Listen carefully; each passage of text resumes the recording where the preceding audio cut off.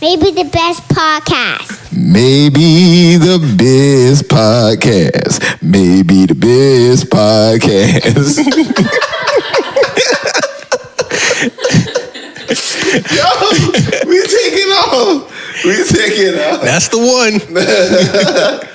Oh, man. Maybe the best podcast. What's up, y'all? Welcome to Maybe the Best Podcast. I am your host, Vern Diddy, a.k.a. The Hot Dad. What's up, man? This is your boy Twan D, the student, a.k.a. Twan D, the student. We are missing Lulu in action tonight, but hopefully she'll be back next week. She has to get some sleep.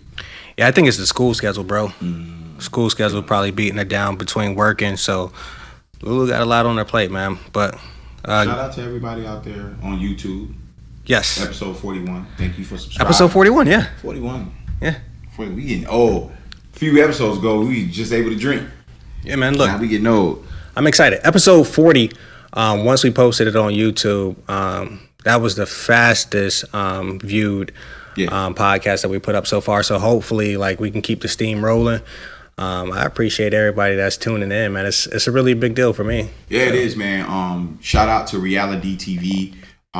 Basically, man, he loves our show. You did an interview yesterday. Yes. How was that? On our behalf. Okay. You know what I mean? It was really good. I mean, he was just really intrigued in regards to just how the idea became about, the goal, what our goals individually is. Okay. We talked a little bit off air as well. I told him what your ultimate goal is with everything in the job and everything. But the interview comes out Sunday.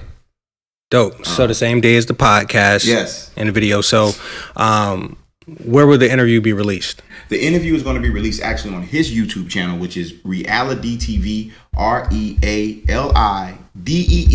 space TV.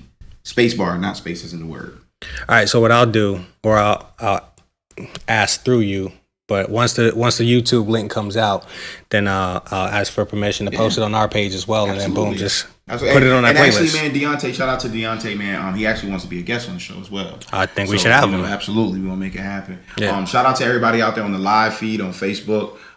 Really been helping us out the last couple of weeks, man, with these topics and everything. Shout out to y'all and y'all patience. We do feed to the camera. So please subscribe to the YouTube channel, Maybe the Best Entertainment, so you can get the full effect of the show. Shout out to all our listeners out there as well. SoundCloud, iTunes, Google Play Music. We on Episode from last week. Episode 40 was dope. I thought it was dope. It was arguably one of our best episodes. Yeah. So I'm hoping that this one can be as well. I think the energy is good. I think we have some pretty good topics, but it'll be quick, so we'll get in and out. You got your Maybe the Best of the Week? I do got my Maybe Best of the Week. All right, what you got? My Maybe Best of the Week is Eminem's freestyle. Okay. And it's not in the sense of, oh my God, Eminem's the best, even though for all my brothers out there, he is. Anyway, rapper. It's a different conversation. MC. We can get into it, really. All right. We can get into it. Excuse me, fellow people out there. I've been under the weather a little bit, so excuse me. I want to talk about basically the attention it got, because how he did the freestyle, he basically did that last year. It's just worse than 5 liners in the back.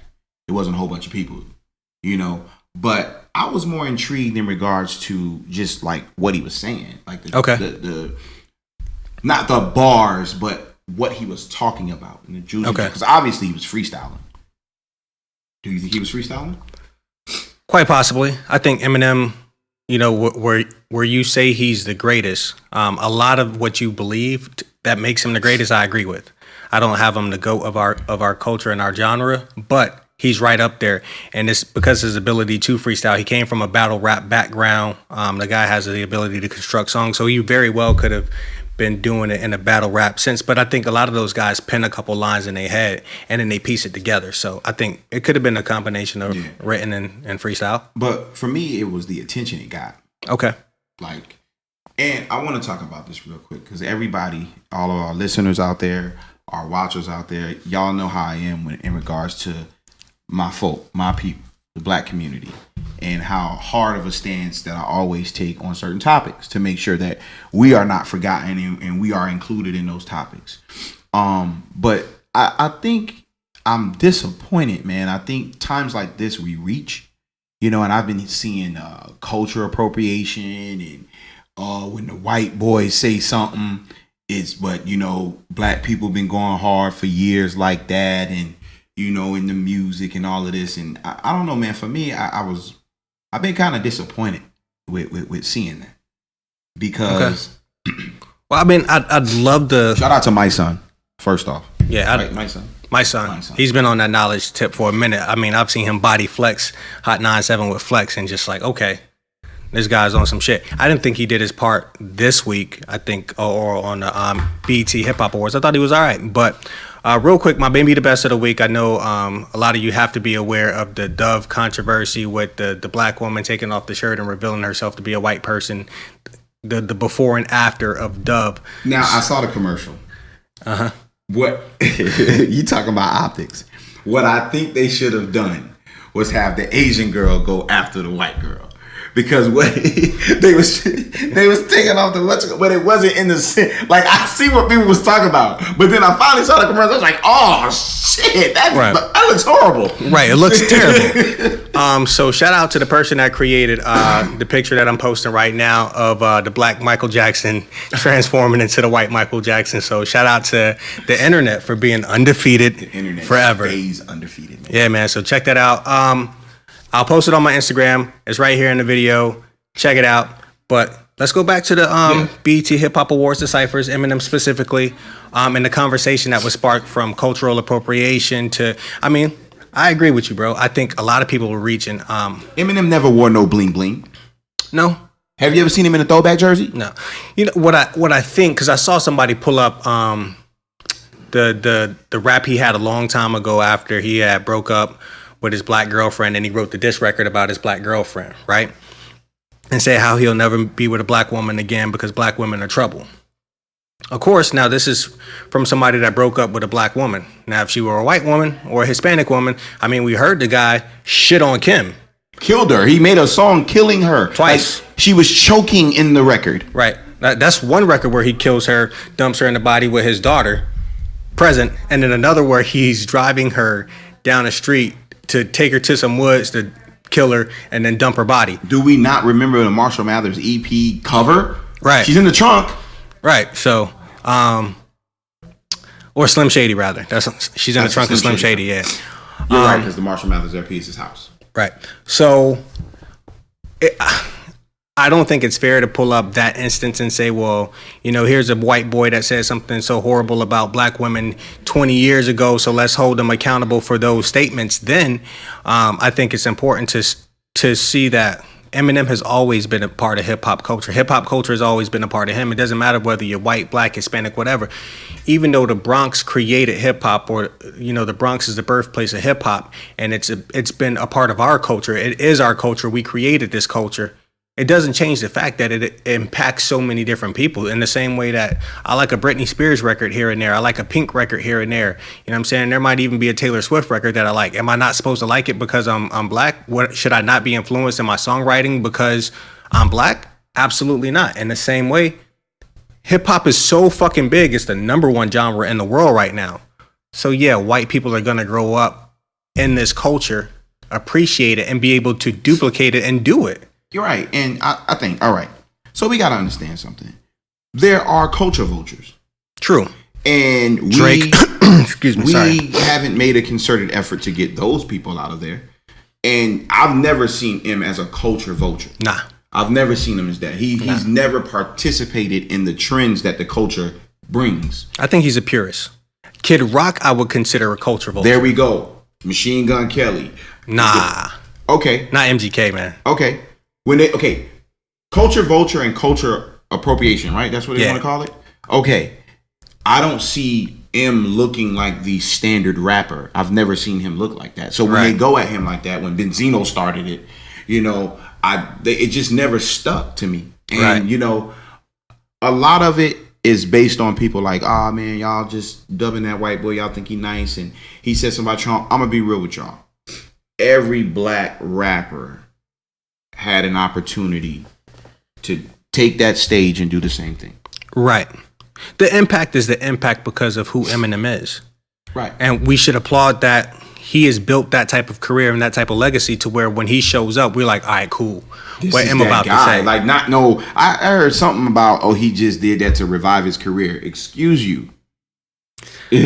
Like, there is no such thing. That dude is that dude. He can move when he want to move and do what he want to do. This has nothing to do with reviving careers. Right. I think Eminem has always done this. Like, if you go back, he's always taken stances on certain things he don't like. This has nothing to do with anything other than he hated boy bands. Hey, so he went hard at them. He hated Britney Spears and them. He went hard at them. Who tonsils he ripped out and fed up Sherbert? Who was that he said? Who was he talking about? Was he talking about a politician's wife? I ripped the fucking tonsils out and fed a Sherbert. Was that Hillary he was talking about? I don't know. I know the verse from that point on. I ripped the fucking tonsils out and fed a Sherbert. My nerves hurt. Lately I'm on edge. Grab vanilla ice and ripped out his blonde dredge. So it was. I feel like it was Christina Aguilera.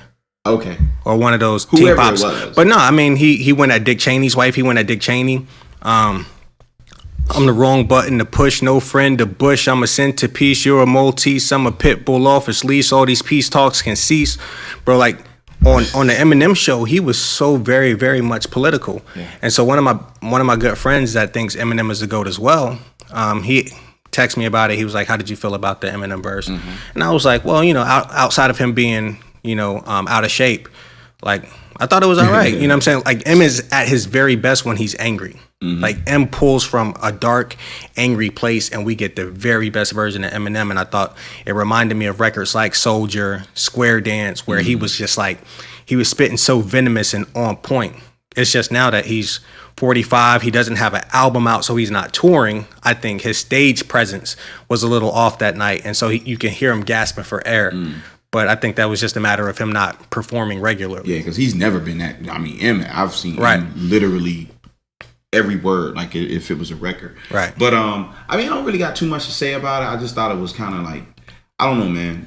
I think it's reaching a little bit. That's what people do, bro. But in this time, in this day and age, I guess, they don't like the fact that it was a bunch of black dudes behind them, and it was Detroit behind them. You had Royce the 5'9", Kid Vicious, Trick. And see, that's the thing. It was Detroit. It was Detroit. People don't realize that, and they just like, oh, the white savior and all this other, just reaching. Yeah, for no reason. I bet y'all won't go talk to those same black dudes standing behind them talking that slick shit about Eminem. Because sorry, go ahead, finish your sentence. Because to them, you know what I'm saying? He gave them life. He gave them a type of life that they would have never seen without his presence. So don't discredit a man for his skin color, which is the exact same thing we're complaining about right now. Like, don't put us in a box because of our color. Don't limit us because of our color. Don't say who we are based on our color.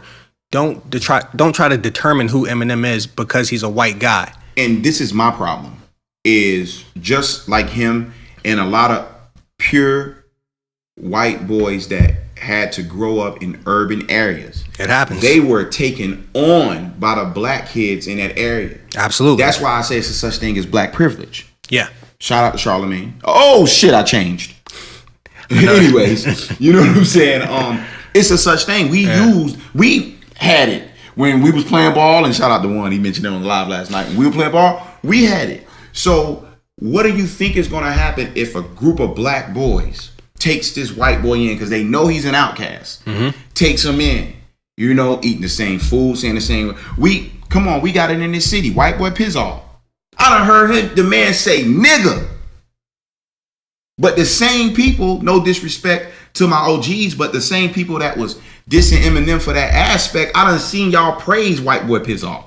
I done seen y'all excuse the fact that he say nigga because you say he grew up around some. So that's a contradiction. What about the white boys that grew up in the South that got goals in their mouth? Right. Come on now. We done grew up. We done seen this. I'm from Florida, man. Right. I'm from Florida, man. Everybody done had that one white boy in the neighborhood that, him and his mama moved to the neighborhood and y'all took him in. Y'all ain't treat him like no outcast. Y'all took him in and he grew up with that same slang and that same everything. Right. M ain't even come in the game doing that. M still was his own person. You know what I'm saying? But these same people, I know you said he afforded them their life. I guarantee you he'll say the opposite. Yeah, You know what I mean? R.I.P. Proof. Especially on the come up, you know what I'm saying? 8 Mile, 7 Mile, and that area where all those guys grew up at. Like, I'm pretty sure they served as a level of protection for him coming up. It's a contradiction. It's the same story. It's the Carlton Banks story. You know what I mean? Like, Carlton Banks was never acting white. He grew up rich in Beverly Hills. You know what I'm saying? Or Bel Air.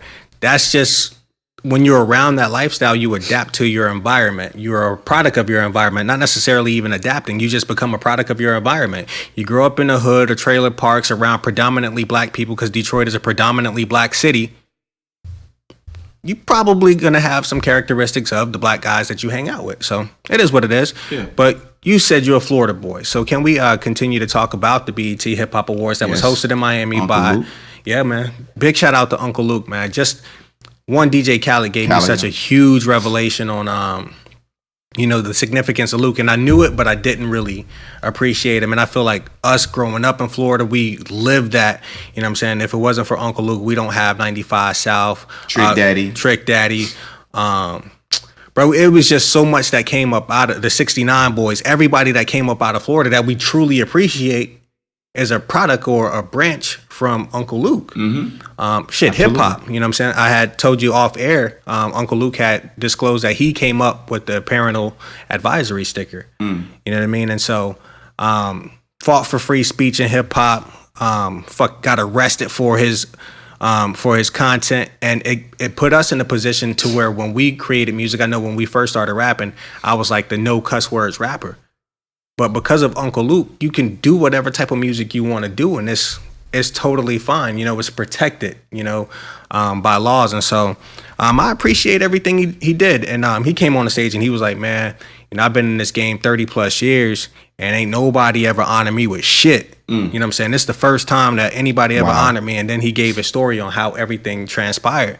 So we look at our legends, right? I think Plies is now considered one of our legends. Florida legends, definitely. He's definitely that shit. Flo Rida, Trina, Trick Daddy, Pitbull. Like, whether you like their music or not. Yeah. No. These guys are legends. Yeah. And shout out to Florida, man. I forgot how awesome Florida is. Rick Ross. Our Ross, state.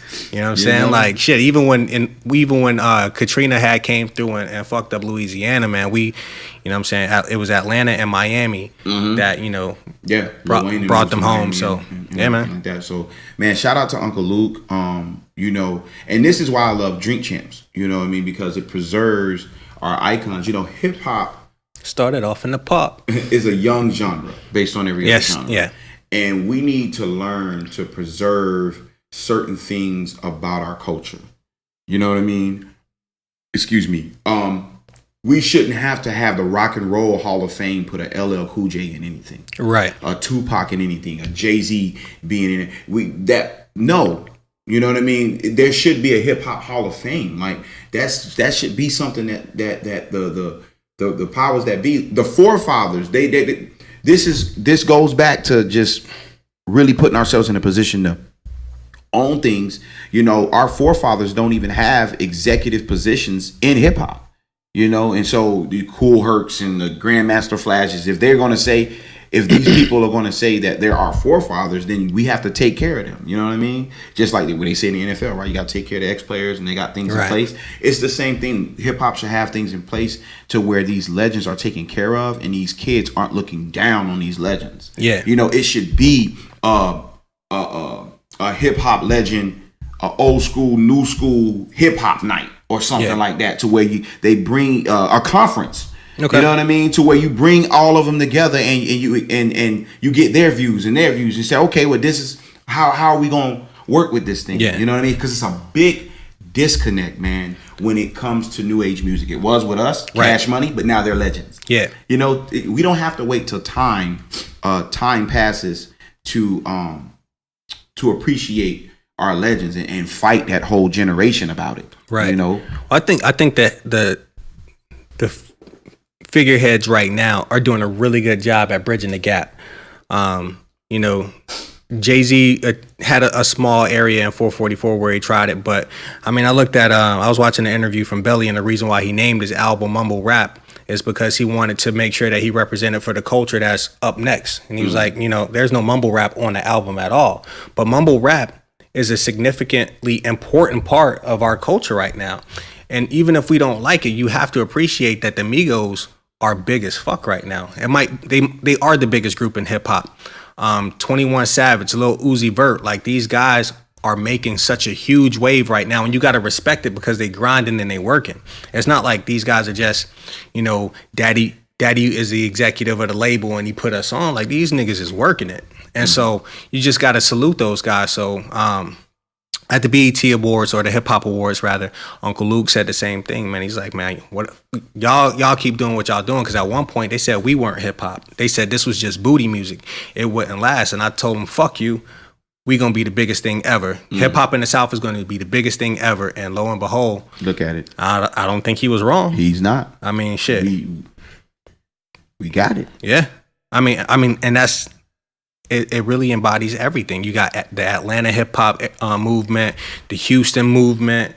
I would even take credit for the Midwest and everything that came out of the Midwest, because hip hop was New York, and then you had the gangster rap that came over, and it was just like, well, where does anybody else fit? Mm-hmm. And if it wasn't for Southern music, I don't know that we would get anything else. So no, I totally agree, man. So one more time, shout out to Uncle Luke, man. Shout out to Uncle Luke. Shout out to Master P. Shout out to Scarface. Shout out to Birdman and the Cash Money regime, man. Like, oh, absolutely. Yeah, shout out to everything. What do you think about Birdman's little rant? You seen it? I didn't see it. I missed it. So what happened? He had like a 13-minute rant going directly at Ross, but not saying his name. And he okay. was just, all kind of just. I learned some new curse word phrases in that video. You know what I mean? But Ross responded. He said, you're a year late and 5 years later paying that man his money. Pay that man his money. Yeah. So, that's a different thing. Man. Free Wayne. Free Wayne. Free Wayne, man. That's my son, man. That's my son. I took care of me and then I brought him out. That's my son. All right, but you stole from him. So, or withheld, that man's funds, man. Let that man eat off of his talent, bro. Shout out to Cardi B who racked up a couple trophies, and no Shan, you know what I'm saying? Like, she is a fucking young I don't want to say a young legend, but she's definitely on a rise, and she's become she's in the conversation of superstardom. Like she rose pretty fucking quickly in the hip hop. So shout out to her. Shout out to the dope record she put out. Yeah. Does Cardi B have another record though? Could Bodak Yellow be too big? Pump It Up was, but we don't know who I don't know who Cardi B is as an artist. She dropped two mixtapes in 6 months. They on Tidal. Okay. But is she dope enough to overcome such a huge single? Have you listened to her enough to say that? Because I haven't, so I'm totally ignorant. Right. I think Cardi has skill. Cardi can put another record, but I think the problem. Excuse me. Can we get our resident Cardi B fan? The problem with a record like Bodak Yellow is it's a play off of another record, which is the Kodak Black No Flocking. Okay. You know what I mean? I got okay, yeah. So she just took that flow and flipped it and killed the shit. Right. Now you now have to make a record that's just solely a record. Yeah. That's not based on anything. Yes or no? Can Cardi B be the star after this single with the music that she puts out? Yes, her second mixtape was definitely improved from her first one, although there are a few that I liked from the first one. I thoroughly enjoyed. Okay. So, answer is yes. Go listen to Cardi B's second mixtape. I'm going to listen to Cardi B. I'm going to give her a real ear pretty soon. I just got to get my ear back to listening to female hip hop. I love females in hip hop. I was a huge Nicki fan. I wanted to be huge Lil Brat fan. Yeah, I wanted to be how it was. When they had about 5 or 6. Yeah. I mean, you have Rhapsody out right now, but it's like you want more. You want a bigger body of work from Rhapsody. You want Nicki to become active again and aggressive again. Shout out to Cardi B. Remy came and it's like, yo, she got out of prison, she dropped the records, the disc with Nicki, and then it was like, okay, boom, she disappeared. Yeah. Like, because you have to get away from all the way up. You know what I mean? I'm pretty sure they trying to find one for her. You know, because Okay. Fat Joe got one with Dre from Cool and Dre. Okay. It's called So Excited. Yeah, Pretty I've heard So Excited yeah, with the pretty straight. fake Drake / fake. It did sound like that. Yeah, I'm like, And then in this super. yeah, I'm like, I don't know what's happening where everybody just biting everybody's style. They beat bite us, dope style take us. This is again, man. You know, lack of individuality and originality. Like, you know, that wasn't pushed. Product of the internet, bro. That's the product of the internet, bro. Product So, of the internet. You being able to see. Oh, that's what they look like in Chicago. Well, that's Yeah. what they look like in the South. So then you come from Harlem looking like you from Atlanta. When I first seen ASAP Rocky, that's what I thought. Nah, Harlem niggas got like Harlem niggas just they always gonna have ASAP this Rocky right. didn't look like Cam and them looked. Nah, but he I was like, definitely he's from Harlem. Now I had to hear him speak Yeah. and move to say, okay, yeah. Yeah. But when I seen him, it wasn't like that in the day. Like he not old Harlem where they like the bright colors. Like he's more like super fashioned up, bro. I'm talking like designer labels that are only coming out of Italy and shit that I can't So he afford. is So Harlem. I ain't never seen them because I can't afford them. So he is Harlem from that. Yeah, he's straight up Harlem, bro. Shout out So- to all our New York folk on the live feed. Shout out to New York, man. Shout out to hip hop. I got nothing else for this segment for the most part. 50 Central. 50 Central, true. Oh fuck. All right, 50 Central. 2 episodes deep. How do you feel? You know what? 50 is a mastermind, man. You know, when it comes to creating things. And I think it's gonna be a dope show. I don't like the fact that it's like, come on, 50, let Irv eat a little bit. Let him eat a little bit, Fifth. What him hating on the Tails, man. Tails. Let Irv eat a little bit, Fifth. Let him eat a little bit. But 50 Central, I like it, man. I like the sketch comedy. Then he comes up there with the actual comedians. Right. I like it, man. And you know, it's different things, right? Like the hidden camera scenes and stuff like that. We was doing the boyfriend girlfriend thing. Yo, the boyfriend girlfriend shit in the part where he pretended to be the ex-boyfriend. Yo, I thought that shit was hilarious. I was like, yeah. Like, let me get a pig. You're like, nah, Fifth. I know you, Fifth. He was like, man, she still do that thing. She used to do this thing I really, really like. Yeah, that nigga's a clown. Like you could make somebody want to fight you, but you saw in the skits that, you know, it's a difference between running into the ex-girlfriend who ain't famous or running into the ex that's not famous or running into that famous ex where it's like, oh snap, my girl, Luda had a skit. My girl, fucking Luda.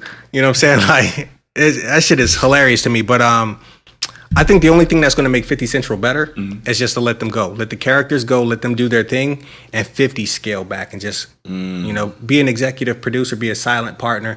You know, he did one skit that I thought was really, really dope where they talked about sexual harassment in the workplace. Oh, yeah. I had the TV on mute. I unmuted it. I was like, bruh, y'all going off. Yo, that sexual harassment skit is hilarious. And 50, you know, pulled out his acting chops and it's like, yo, 50 can actually be funny. I like this.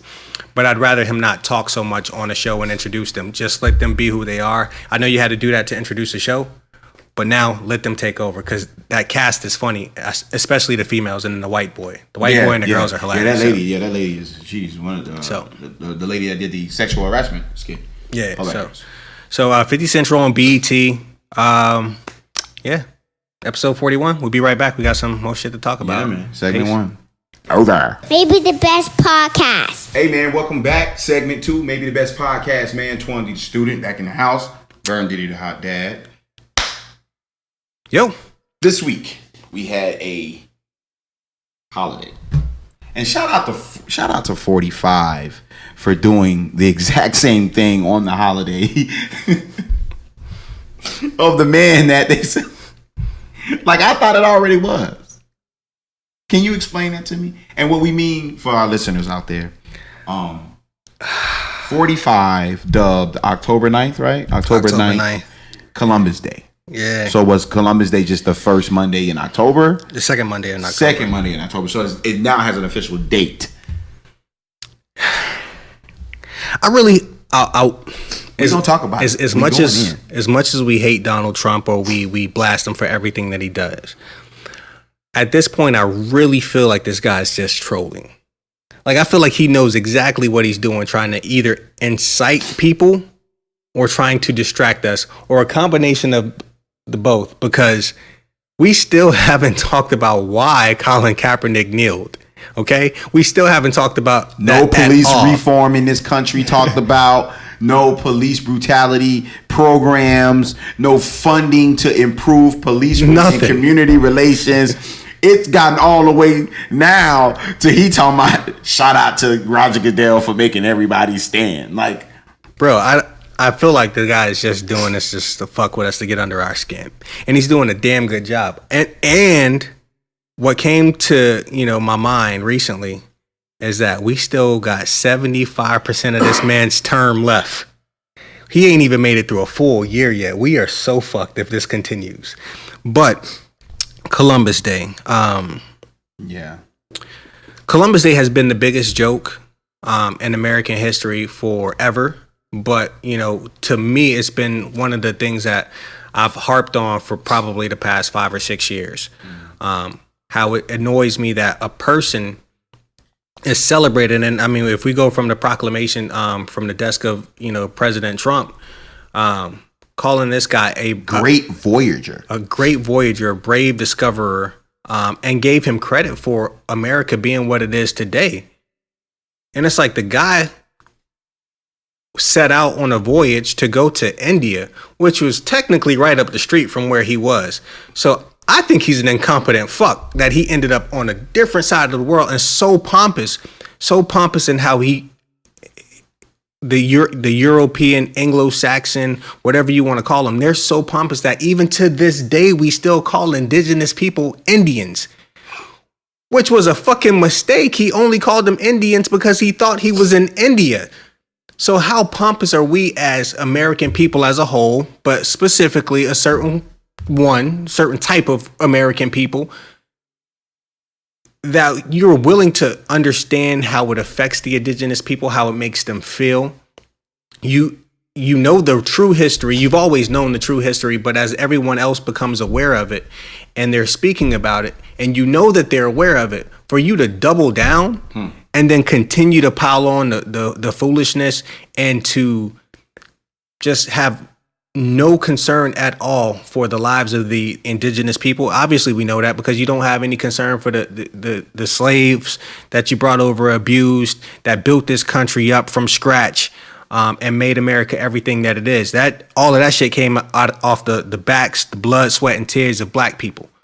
Okay, but we treat it like shit, so I guess it's only right that everybody else be treated by shit based off of your standards. But fuck you guys, man, and fuck anybody that celebrate Columbus Day, and fuck anyone that doesn't understand how insensitive it is to a group of people that were already here. One, you cannot discover a land where when you roll up on the people that are there. And if that's the case, and if we can still do that, and if we gonna still celebrate this, man, like my dog said on Columbus Day, it was happy go claim some shit that don't belong to you day. Yeah, like in the celebration of taking things that aren't ours, right? 45 just dubbed today Columbus Day. So like, what? So am I within my right to just walk into a store after hours where there's no one there and say, fuck it, I discovered this shit, and take all of the stuff? Fuck no. Y'all got policies and laws against that shit right now. So at least honor that. Like, on a smaller scale, like if you ever like your kids, right? They'll be like, oh, daddy, I found 50 cents in the car. It's like, no, you didn't find it. It's here. Right. It's already here. It was already here, and we can get real deep with this. Shout out to brother Jeff, man. He, a lot of people feel that they don't really subscribe to the slave thing. They say that we, were aborigines of the land and we were already here, and I believe that in some aspects, a lot of people were, sure, yeah, in regards, and that Africans have been trading with the Aborigines and the indigenous. Yeah, shout out to Indigenous People Day. No, not shout out to Indigenous People Day so long as it's on Columbus Day. That is bullshit. As an indigenous person, the last thing I would want is for y'all to celebrate me on a day that you previously celebrated my captor, my murderer, the person that raped and pillaged our entire culture and spread us out across the land and separated us from our families. I don't want that day. I want something completely different. Fuck Trump. Fuck Columbus. And that's the reason why I don't, and respect my folk, but that's the reason why I don't even subscribe to Juneteenth. Like, that's on some shit like, oh, we free? We didn't know. Like, read that story. Like, right, like, no. We been free? Oh, what? What? I mean, but that situation makes sense, and you understand why you wouldn't be notified because you were still in the South where they was like, if they don't know we lost the war, they ain't going nowhere. Right. But is people really actually, celebrate the thing? But anyways, No, Juneteenth is big. yeah. Any day that you can feel proud to be who you are, I think you should celebrate us every day. Celebrate who you are every day, and it's hard because we get constant reminders. In a time in the era where we seek approval from the people that hate us the most, all we want to do is feel like we're accepted by them. And maybe we should we should definitely get past that and just say, I love who I am. I love the company that I keep. If I have company that loves me and I love them, then I'm in good hands. I don't need to be a part of your establishment. I don't need to be a part of your gang, of your crew, whatever. I don't want membership to what you're doing. I'm okay over here. And if you hate me, I'm okay that you hate me. Because all I'm focused on is the frequencies over here that love me, the energy that over here that loves me. And I'm going to just live my life in love and, only address the hate when it becomes a legitimate threat to my livelihood. And people will say that you are being divisive and that you subscribe to segregation. I subscribe to happiness, and there is no happiness when y'all trying to kill me or y'all hate me and y'all trying to go out of your way to make my life worse. And that's whether you're white, black, Hispanic, I don't care what you are. If you're going out of your way to bring a hindrance to my life, then I don't want you around, and I'll do everything I can to avoid you. If I have to be segregated to do that, then I'm fine with that, because I just want to be happy, and I want to live long enough to watch my son grow older and have kids, and I want to be a grandparent and a great-grandparent and all that shit. So let me ask you a question. Yeah. Why do you think this country has a hard time accepting, but more importantly, talking about its true history?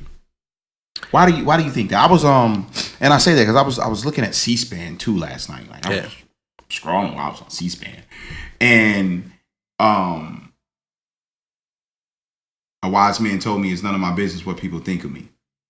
It's resonated with me all these years. I know that's right. Shout out to Christopher, man. Yeah. I was watching something, and he was making great points, but then he alluded to. And I know exactly what he was talking about, but he used the term poor people. Okay. And I knew exactly because what he was talking about directly affects our communities the most. He was talking about programs that build families up instead of separating families. Educational systems being, competent educational programs and things of that sort. And and for any of my white listeners out there, people that's watching on YouTube or watching on the live, please chime in. Why is it that this country is so afraid to talk about what its true history is, why it got the country, how it ended up getting the country, and how a certain group of people from beginning up until now have been treated like a permanent underclass? I would love to know that answer. I think when it comes to privilege, a lot of the times we don't care how we got it. It's just that we have it. It's ours. And even if I feel embarrassed about how it landed in my lap, I don't want it to go away. It benefits me. I don't want to get rid of my privilege. So I think it's part of that, and I think part of it is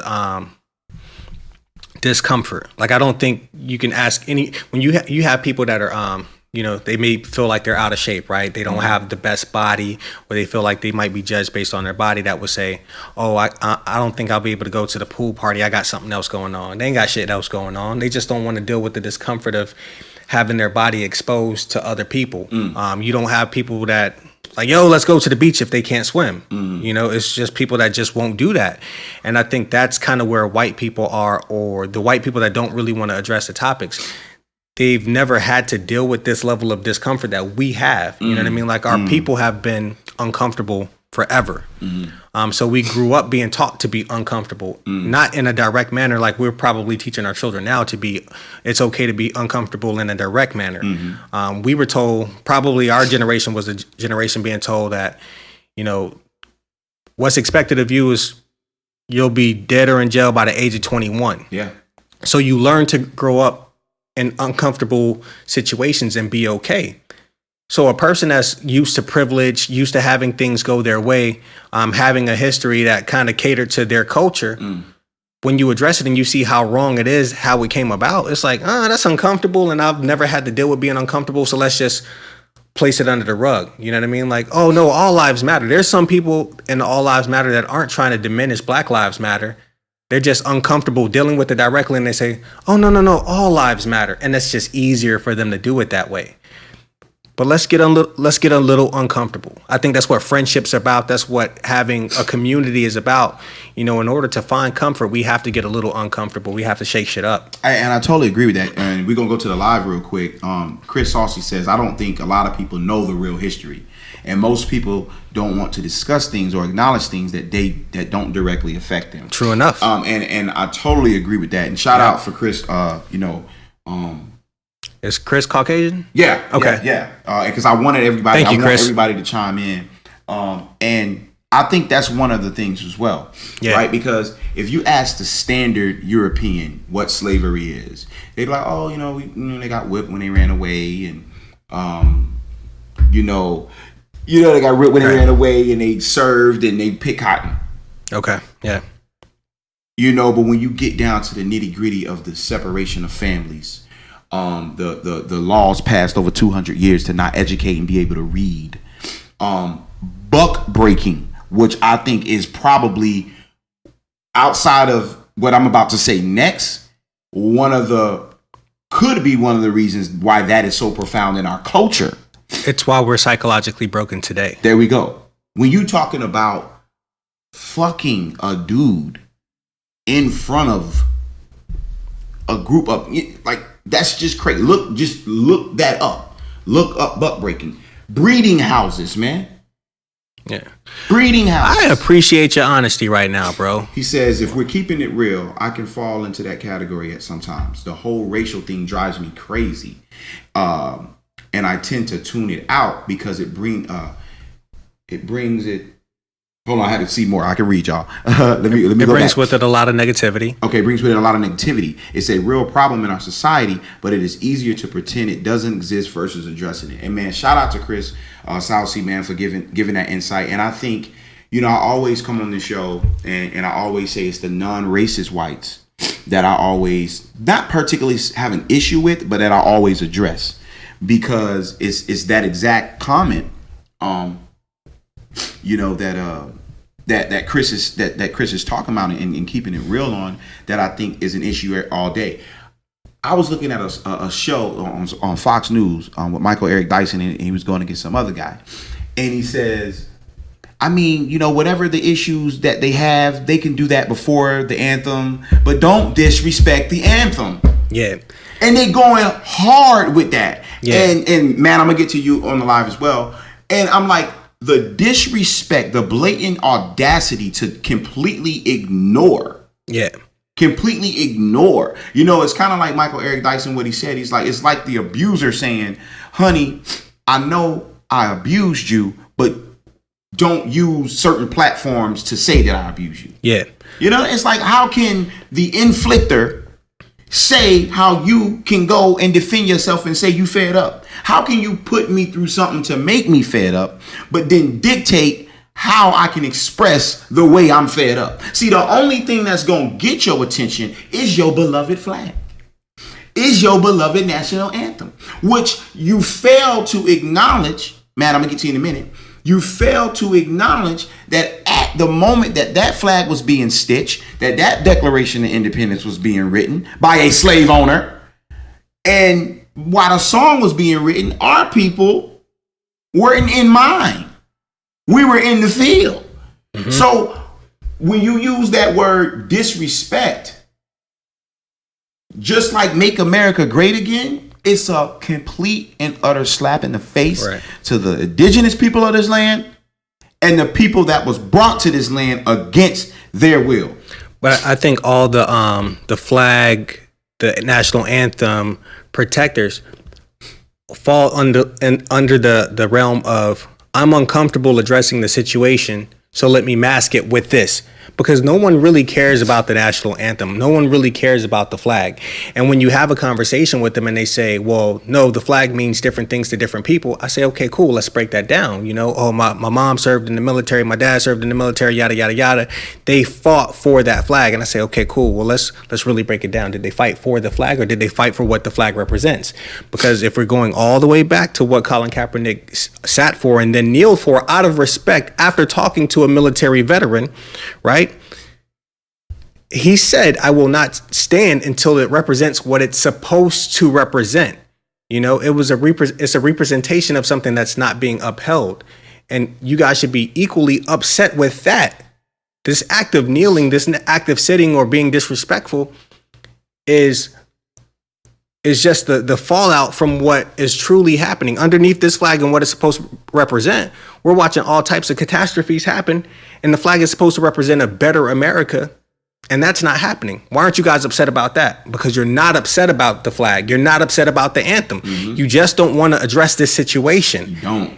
And just say that and get out of here. Don't tell me that there hasn't been any oppression in 100 years, Mike Ditka. What the fuck are you talking about? When the Civil Rights Act was just passed a little over 50 years ago. Let's get to Matt real quick on the live. Shout out to everybody on YouTube. White people of this generation are growing up with the mindset that because slavery is over, now this is a white brother, because slavery is over, we are all on the same level, and it's all in the past. I'm going to post a video, the video of the people on the field, to give the illustration of this with the privilege, and you know how many of you are here where you are because of your efforts. Like none of us, you know. There you go. In the past, I think that they don't want to talk about it because they think that there's nothing to talk about. All you have to see is the rates of blacks versus whites incarcerated for pot tells the whole story. 6-1, right? Yeah. So I said I did 2.5 years in New Hampshire. New Hampshire State Prison, and I can tell you that there were just as many black races as white races. I'm sure. It's a problem on both ends, which sucks because we're all humans and all bleed the same blood. I gotta go, guys. But okay, shout out to that. You know, this is the thing, right? I want everybody to understand what racism is. Racism, okay, is a systematic approach, okay, to deliberately keep a group of people down to make another group of people superior over such. Okay? Prejudice and discrimination are two different things. I can say F Whitey all day long, but I cannot stop him from getting a job.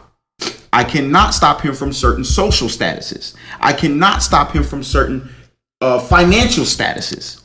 Therefore, in my opinion, what you experienced was the prejudice from black people that is created from the result of what we have to go through in this respective system. Yeah. So I want people to understand that there are multiple definitions for racism. You know, like there are definitions. If you go into maybe dictionary.com and you type in racism, you'll probably get dictionary.com has bootylicious. Like I'm not subscribing. True, but I mean, there's just multiple variations of the definition, and one will say the belief that one race is superior to others than the next, and a lot of people just want to live in that explanation only. Either way, you know, it's something that we've been dealing with our entire lives, and you know, a lot of our ancestors' entire lives, and it's something that we'll continue to deal with. But we just want to make sure that we keep the conversation going in a positive way. And when you hear us get angry, or you hear the passion that comes from Antoine or comes from me on certain rants, it's not to say fuck white people or fuck anybody else and to promote ourselves above anybody else. You know, I do have a belief. I do believe in black privilege. I do have a prejudice towards certain groups of people. I do believe that black people are a greater group of people to me because I get to hang with black people more and I connect with black people on a different level. So I appreciate black people in a way that I can't appreciate white people or any other ethnicity. But I do believe that all people are created equal to an extent. Your gene pool, the way you're brought up, the privileges that you have create opportunities for us that some people might not be able to afford. And so with that, some of us end up becoming better than others. but not inherently. And that's the most important part. Inherently, we are who we are. And the goal is just to love, man. Like it's so cheesy, bro. But like, let's adjust our frequencies and get back to figuring out how to love. The funny thing is, and I don't want to be inaccurate when we're talking about love frequency. And again, I don't want to be inaccurate, and you can post this on the feed, but it's stated that music was at a certain frequency that represented love. And it was changed. The tempo of it was changed. Yeah. Now I gotta look that up because I want to come back on here next week and start the show off with. But I know what you're talking about. A lot of I've heard that, and again, man, music. Hood always says this: music is the one thing that will end or that ends racism. Well, music is. It's not sports because you would still be like, white boy, you can't beat me, but we can Cupid shuffle together. Yeah, I think one of the things we have to look at when it comes to music is just the vibration of it in general. Just to think that our voices and how you hear us, all this truly is a vibration. Mm-hmm. All we are is electromagnetic fields that create frequencies and create vibrations, and that we're able to interpret them. And the fact that we're able to push them out of our bodies and understand other people's vibrations is an incredible thing. And music is just the most beautiful vibration. And I hope that, our creative genes and that part of our lives, man, will help bridge the gap over the course of time. Like, I think your love for Tupac, my love for Tupac, but yours more so than mine. When we know that Tupac said, like, I might not change the world, but I guarantee you that I sparked the mind of the person that does. Mm-hmm. He was talking to us, and if we don't believe that it's us individually that'll do it, it is us because we're carrying on his legacy to push it towards the next generation. So we might take it a step further and put them in a position to take it even further, and eventually it's going to happen, and it's all going to happen because of the love and the vibrations that Tupac put in us. Absolutely, the realness. We got to understand something. He's iconic. He's great. This country is young when it comes to certain things. Mm-hmm. You got countries with thousands of years old of history. Yeah. You know what I'm saying? So when you're talking about a group of people literally having civil rights for a little over less than 50 years. How old, Mama? 53? 50. There we go. A little over 50 years. I mean, man, shout out to my mom and dad. Yeah. Randomly. You know what I mean? Shout out to the parents, man. Shout out to my dad that's a listener.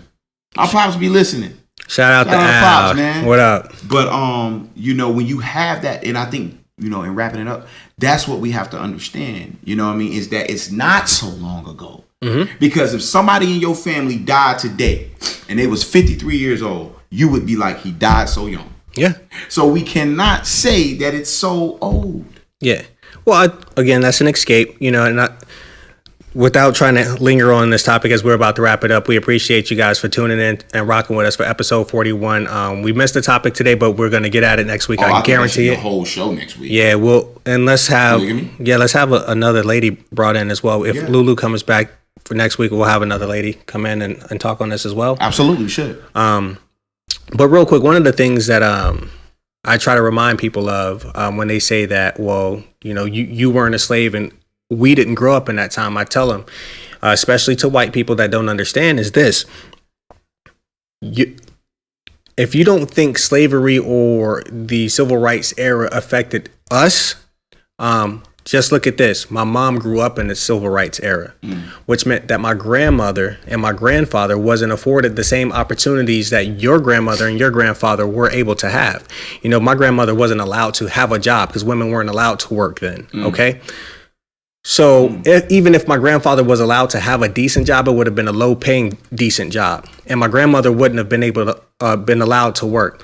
Whereas your grandparents and their parents and their parents and their parents before them have been already passing on generational wealth. The first time we got an opportunity for generational wealth started after the civil rights movement, which means our parents were the first ones that had an opportunity to create. Wow. For us. Wow. That's a direct connection. That's big. It's right there. That's a great point. Wow. So it'll be our children really that if we built upon what our parents built on, we'll be the first to truly benefit. Wow. You know, so that's how close it is. It's not that long ago. Boy, you drove that home. Yeah, so. And with that being said, next week, polygamy episode. Yeah, alternative lifestyle. Okay, there we go. Alternative lifestyle episode. We're going to be lifestyles. So we're going to have some ladies on here with us as well. Shout out to everybody tuning in on the live. We're going to post that so y'all can watch it. But please subscribe to the YouTube channel. You get the full effects of the show. Mm-hmm. Sorry out there for the listeners. You get the full effects of the show. We got the graphics. We're going to be playing the videos that we spoke about. We have pictures that we come up. So please subscribe, all our listeners out there. Thank you for listening. Check us out on YouTube as well. iTunes, SoundCloud, Google Play Music. Maybe the best entertainment on YouTube. That part. What you got? Look, happy to be here. Episode 41 in the books. Vern Diddy.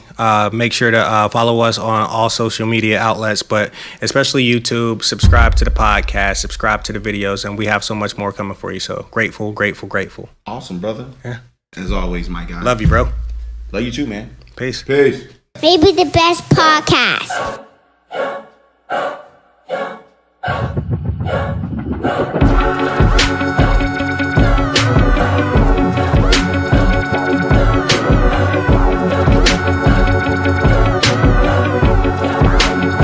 When I was young, I always wanted to be famous.